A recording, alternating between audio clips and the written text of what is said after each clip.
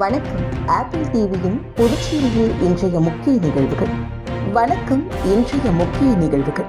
புதுச்சேரி மாநிலத்தில் இன்று +2 பொதுத் தேர்வு முடிவுகள் வெளியாகியுள்ள நிலையில் 55 அரசு பள்ளிகளில் ஒரே ஒரு பள்ளி மட்டுமே 100% தேர்ச்சி பெற்றுள்ளது. பெட்ரோல் போட்ட பின்பு பணம் கேட்டதால் பங்க் ஊழியரை தாக்கிய 3 வாலிபர்களை பிடித்து தர்மடி கொடுத்து போலீசில் ஒப்படைத்த பொதுமக்கள். புதுச்சேரியில் 2000 ஆண்டுகளுக்கு முற்பட்ட சுடுமண் உரை கண்டுபிடிக்கப்பட்டுள்ளதால் ஆர்வமுடன் பார்த்து வரும் கிராம மக்கள். நடனம், விளையாட்டு என பல துறைகளில் பங்கேற்றாலும் ஆர்வமுடன் படித்தால் வெற்றி பெறலாம் என்று புதுச்சேரியில் 12ஆம் வகுப்பு பொதுத் தேர்வில் முதலிடம் பிடித்த மாணவி ஸ்ரேயா தெரிவித்துள்ளார். இனி விரிவான இன்றைய நிகழ்வுகளின் தொகுப்பு. +2 தேர்வில் புதுச்சேரி, காரைக்காலில் 92.41% தேர்ச்சி பெற்றுள்ளனர். இது கடந்த ஆண்டை விட 0.26% குறைவு. மேலும் 55 அரசு பள்ளிகளில் ஒரே ஒரு பள்ளி மட்டுமே 100% தேர்ச்சி பெற்றுள்ளது. புதுச்சேரி மாநிலத்தில் இன்று +2 தேர்வு முடிவுகள் வெளியானது. புதுவை, காரைக்காலில் கடந்த மார்ச் மாதம் நடைபெற்ற +2 பொதுத் தேர்வில் 6566 மாணவர்களும் 7446 மாணவிகள் என மொத்தமாக 14012 பேர் தேர்வு எழுதினர். இதில் புதுவை அரசு, தனியார் பள்ளிகளை சார்ந்த 5867 மாணவர்கள், 7081 மாணவிகள் தேர்ச்சி பெற்றிருக்கிறார்கள். புதுவையில் உள்ள அரசு பள்ளி மாணவர்களில் 86.39%, காரைக்காலில் 81.65% மாணவர்கள் தேர்ச்சி பெற்றிருக்கிறார்கள். இதன் மொத்த சதவிகிதம் 85.35 ஆகும். இது கடந்த ஆண்டை விட 0.58% அதிகம். புதுவை, காரைக்காலில் அரசு மற்றும் தனியார் பள்ளிகள் 155 உள்ளன. இதில் 55 பள்ளிகள் 100% தேர்ச்சி பெற்றிருக்கின்றன. புதுவையில் 51 பள்ளிகள் 100% தேர்ச்சி பெற்றுள்ளன. காரைக்காலில் 4 பள்ளிகள் 100% தேர்ச்சி பெற்றுள்ளன. புதுவை, காரைக்காலில் மொத்தமாக உள்ள அரசு பள்ளிகள் 55. இதில் மடுகரை அரசு மேல்நிலைப் பள்ளி மட்டுமே 100% தேர்ச்சி பெற்றுள்ளது. புதுச்சேரி, காரைக்காலில் அரசு மற்றும் தனியார் பள்ளிகளில் 100க்கு 100 மதிப்பெண்களை 526 பேர் பெற்றிருக்கிறார்கள். கணினி அறிவியலில் 105 பேரும், பிரெஞ்சு மொழி பாடத்தில் 135 பேரும், வணிகவியலில் 81 பேரும், கணிப்பொறி பயன்பாட்டில் 69 பேரும், பொறியியலில் 22 பேரும், கணிதத்தில் 20 பேரும், கணக்கு பதிவியலில் 15 பேரும், இயற்பியலில் 9 பேரும், உயிரியலில் 4 பேரும், வேதியியலில் 3 பேரும், விலங்கியல், வணிக கணிதம், மனைகள் தலா ஒருவரும் 100% மதிப்பெண் பெற்றிருக்கிறார்கள். நடப்பு கல்வியாண்டுடன் தமிழக பாடத்திட்டம் அரசு பள்ளிகளில் 12ஆம் வகுப்பில் நிறைவடைகிறது. வருகின்ற கல்வியாண்டிலிருந்து 12ஆம் வகுப்பில் CBSE அரசு பள்ளிகளில் அறிமுகமாகிறது. அவ்வழி தேர்வுகள் நடக்க உள்ளதும் குறிப்பிடத்தக்கது.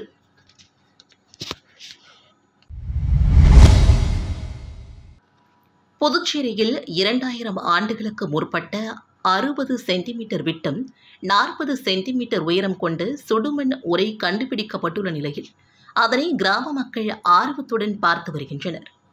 புதுச்சேரியை அடுத்த திருக்காஞ்சி கொம்யூன் பஞ்சாயத்துக்குட்பட்ட கீழ் அக்ரஹாரம் ஊரில் ஏரி உள்ளது. இந்த ஏரியிலிருந்து தண்ணீர் வெளியேறும் வாய்க்கால் உள்ளது. இதனை அப்பகுதியில் இருக்கும் மக்கள் சுத்தம் செய்யும் பணியில் ஈடுபட்டனர். பெரிய ஆலமரத்தின் கீழ் முட்புதர்களை வெட்டி சுத்தம் செய்து அப்புறப்படுத்தினர். அப்போது உரை கிணறு இருப்பது அறிந்தவர்கள் அதனை தோண்டி பார்த்தனர். இந்த உரை கிணறு 2000 ஆண்டுகளுக்கு முற்பட்டதாக இருக்கும் என்றும் கூறப்படுகிறது. 60 சென்டிமீட்டர் விட்டம், 40 சென்டிமீட்டர் உயரம் கொண்ட சுடுமண் உரைகள் ஒன்றின் மீது ஒன்று சொருகி அடுக்கப்பட்டு கிணறு அமைக்கப்பட்டுள்ளது. கிட்டத்தட்ட 7 அடி உயரம் வரை காணப்பட்ட இந்த சுடுமண் உரையின் உள் மற்றும் வெளிப்புறம் சிவப்பு நிறத்திலும் நடுப்பகுதி கருப்பு நிறத்திலும் காணப்படுகிறது. இது பண்டைய தமிழரின் சிறந்த தொழில்நுட்பத்துடன் வடிவமைக்கப்பட்டு உரை கிணறு அமைக்கப்பட்டுள்ளது தெரிய வந்திருக்கிறது. இதனை அப்பகுதியில் இருக்கும் கிராம மக்கள் ஆச்சரியத்துடன் பார்த்து வருகின்றனர்.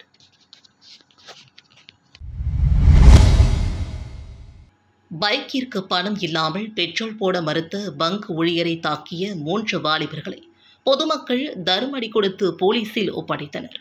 புதுச்சேரி சேதராப்பட்டு மெயின் ரோட்டில் உள்ள பெட்ரோல் பங்கிற்கு நேற்று மாலை பைக்கில் வந்த 3 இளைஞர்கள் பெட்ரோல் போட்ட பிறகு பணம் கேட்டதால் பங்க் ஊழியரை சராமரியாக தாக்கினார்கள்.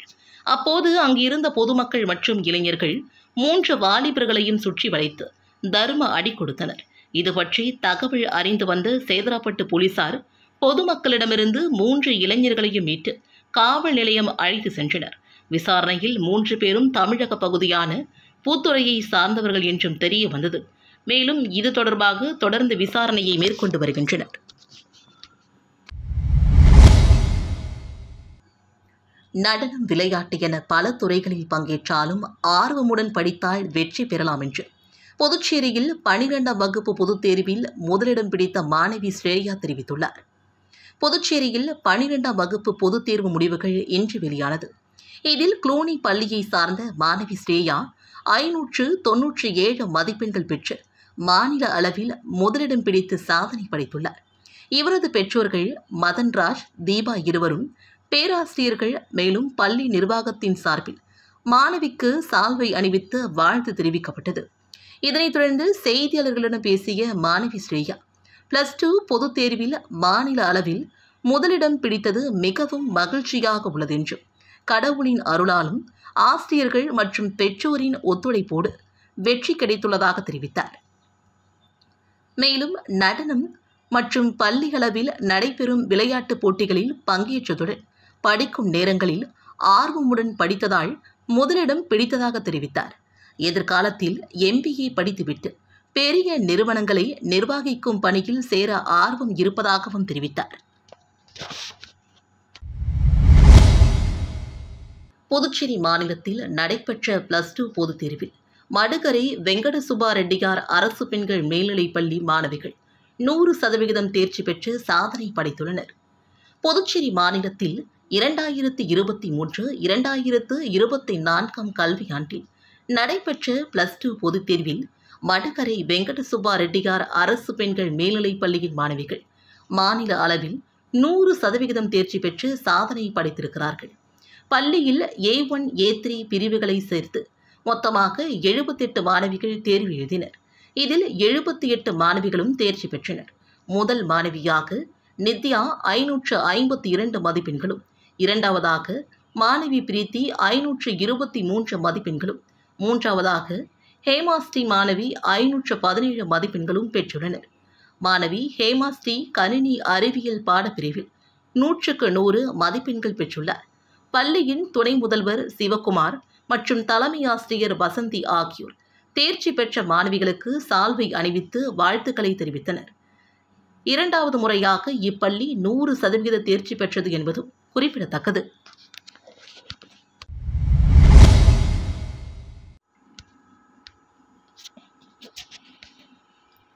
முத்திரையர்பாளையம் முத்திரையர் மேல்நிலைப் பள்ளியில் 12ஆம் வகுப்பில் 89 மாணவர்கள் பொதுத் தேர்வில் சாதனை படைத்துள்ளனர். பள்ளியின் முதல் மதிப்பெண் மோகனா ஆர் 600 மதிப்பெண்களுக்கு 583 மதிப்பெண் பெற்றுள்ளார். 2ஆம் இடம் 3 பேர் பிடித்திருக்கிறார்கள். மாதேஷ் 600 மதிப்பெண்களுக்கு 557 மதிப்பெண்களும், அக்ஷய தர்ஷினி 600 மதிப்பெண்களுக்கு 557 மதிப்பெண்களும், வம்சி 600 மதிப்பெண்களுக்கு 557 மதிப்பெண்களும், தர்ஷினி 600 மதிப்பெண்களுக்கு 552 மதிப்பெண்களும் பெற்றிருக்கிறார்கள். இப்பள்ளியில் 89 பேர் தேர்வு எழுதினர்.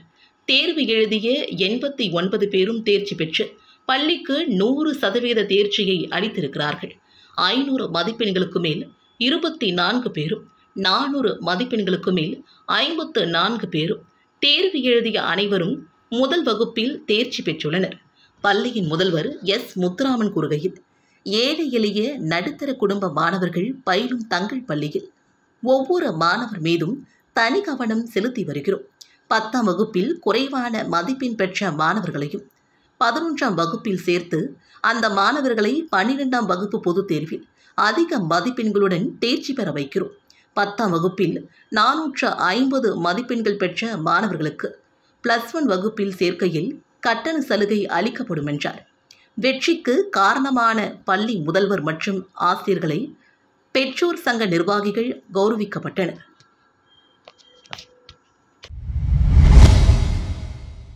பன்னிரெண்டாம் வகுப்பு பொதுத் தேர்வில் விவேகானந்தா பள்ளியில் சாதனை படைத்த மாணவர்களுக்கு விவேகானந்தா கல்வி குழுமத்தின் தாளாளர் MP செல்வகணபதி சால்வை அணிவித்து பாராட்டினார்.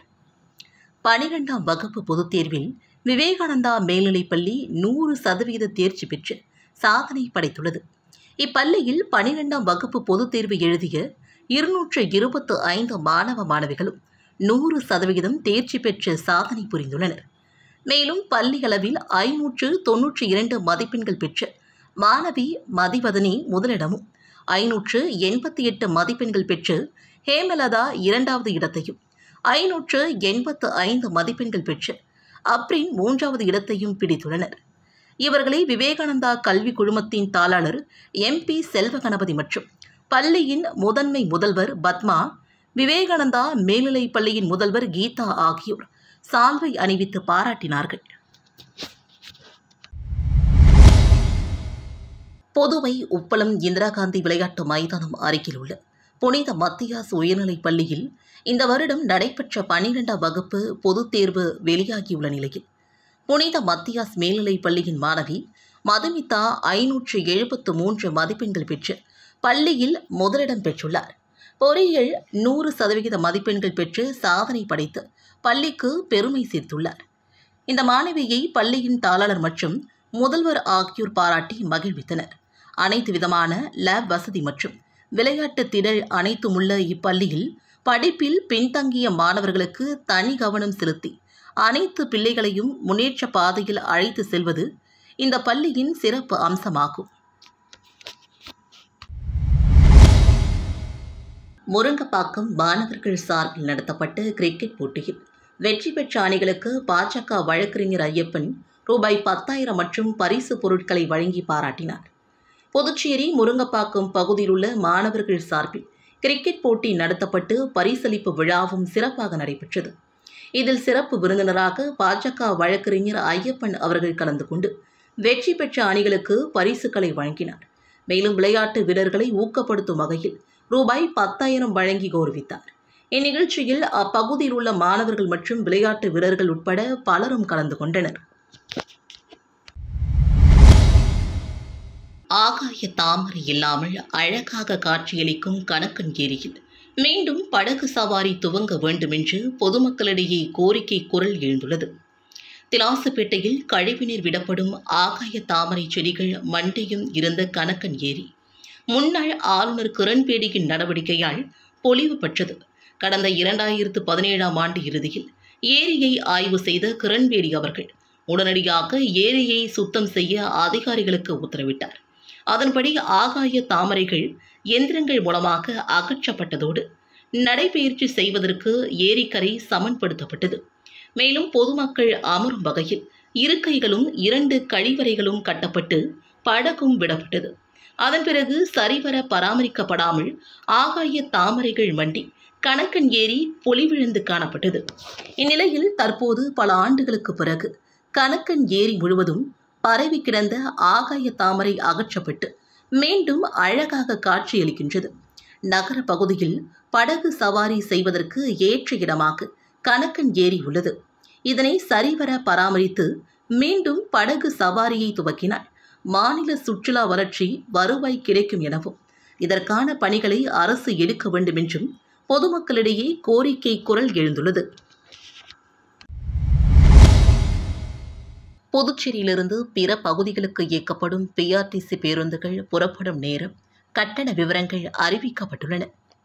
புதுச்சேரியிலிருந்து சென்னைக்கு கிழக்கு கடற்கரை சாலை வழியாக அதிகாலை 4 மணி முதல் PRTC பேருந்துகள் இயக்கப்படுகின்றன. இவற்றில் பயணிக்க அனைத்து நாட்களிலும் முன்பதிவு செய்யலாம்.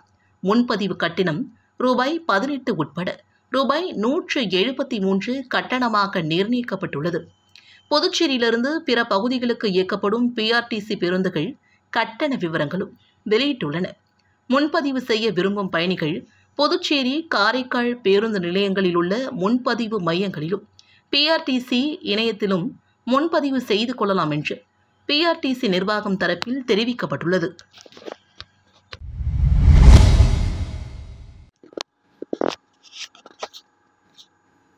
திலீனூர் ஓம் சர்க்குரு ராம பரதேசி சுவாமிகள் ஆலயத்தில் 150வது ஆண்டு மகா குரு பூஜை விழா வெகு சிறப்பாக நடைபெற்றது.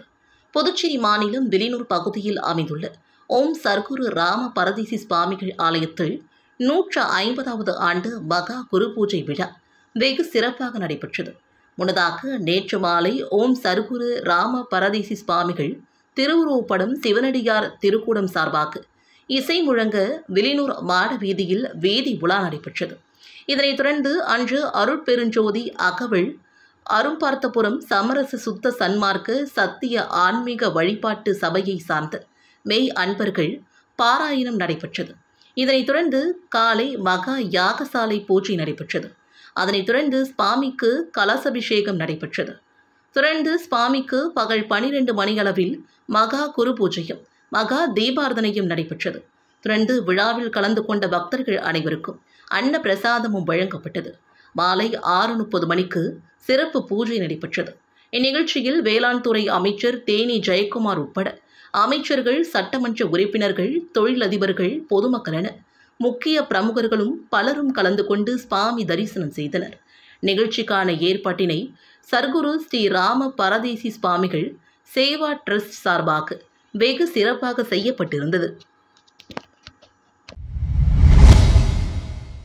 ஓதையம்பட்டு ஸ்ரீ சர்க்குரு மகான் வண்ணார பரதேசி சுவாமிகள் ஆலயத்தில் பிரதோஷத்தை முன்னிட்டு சிறப்பு பூஜைகள் நடைபெற்றது. புதுச்சேரி மாநிலம் வில்லியனூரை அடுத்து ஓதையம்பட்டு கிராமத்தில் எழுந்தருளியுள்ள ஸ்ரீ சர்க்குரு மகான் வண்ணார பரதேசி சுவாமிகள் சித்தர் ஆலயத்தில் பிரதோஷ வழிபாடு நடைபெற்றது. இதில் மகானுக்கு பால், தயிர், இளநீர், சந்தனம், பஞ்சாமிர்தம், தேன், அபிஷேகத்தூள், பன்னீர் உள்ளிட்ட பல்வேறு திரவியங்களால் சிறப்பு அபிஷேகங்கள் நடைபெற்றது. இதனைத் தொடர்ந்து மகானுக்கு சிறப்பு அலங்காரத்தில் தீபாராதனைகளும் நடைபெற்றது. இதில் சுற்றுவட்டார பகுதியை சார்ந்த திரளான பக்தர்கள் கலந்து கொண்டு சுவாமி தரிசனம் செய்தனர். மேலும் பூஜையில் கலந்து கொண்ட பக்தர்கள் அனைவருக்கும் அன்னதானமும் வழங்கப்பட்டது. நிகழ்ச்சிக்கான ஏற்பாடுகளை ஆலய நிர்வாக அதிகாரி பர்குணம் மற்றும் ஆலய அர்ச்சகர் முத்து, உபயதாரர், வில்லியனூர் பகுதியை சார்ந்த ராமலிங்கம் குடும்பத்தினர்கள் சிறப்பாக செய்திருந்தனர். மேலும் சித்தருடைய குரு பூஜை 10/5/2024 வெள்ளிக்கிழமை அன்று நடைபெறுகிறது. இதில் பக்தர்கள் திரளானோர் கலந்து கொண்டு மகானுடைய அருளை பெறுமாறு ஆலய நிர்வாகம் தெரிவித்துள்ளது.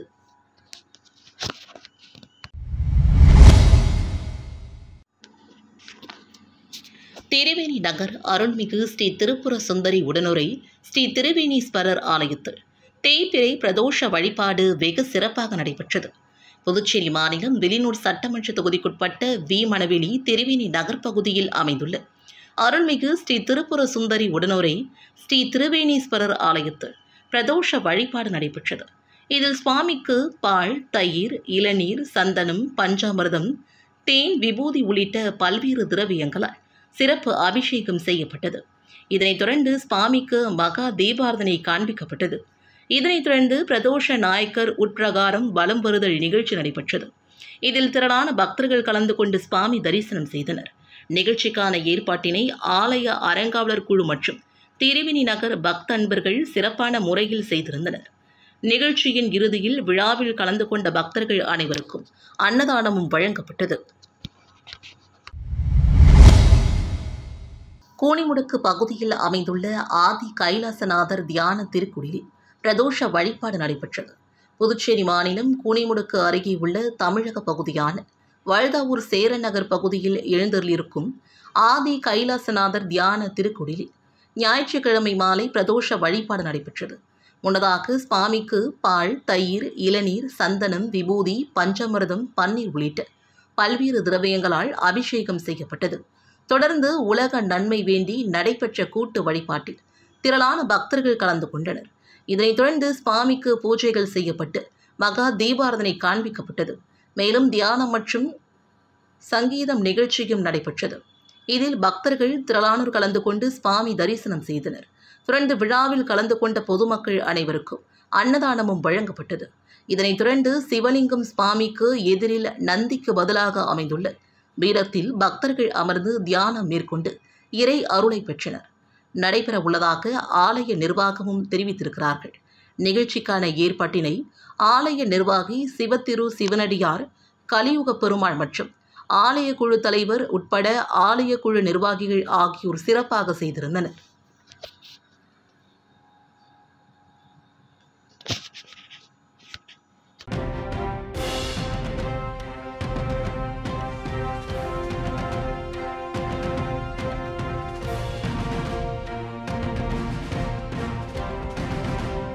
வணக்கம். ஆப்பிள் டிவியில் புதுச்சேரியில் இன்றைய நிகழ்வுகள் இத்துடன் நிறைவடைந்தது.